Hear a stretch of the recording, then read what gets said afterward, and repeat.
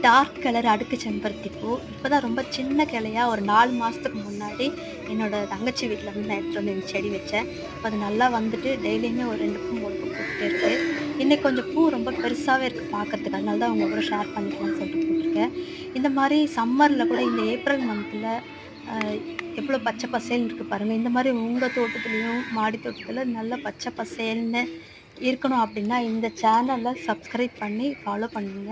இதில நெறைய டிப்ஸ் நான் சொல்லியிருக்கேன். நம்ம வீட்ல யூஸ் பண்ற வேஸ்ட்ட வச்சு, நம்ம வீட்டோட ஃபுட் வேஸ்ட் அண்ட் அதுக்கப்புறம் அ ஃபுட்ஸ் எல்லாம் வாஷ் பண்ற வாட்டர், இத வச்சு நம்மளே வாட்டர் லிக்விட் கம்போஸ்ட்லாம் ரெடி பண்ணி, எப்படி நம்ம கார்டன நல்லா அழகா செழுமையா இந்த மாரி வளர வைக்கலாம் பார்க்கலாம்.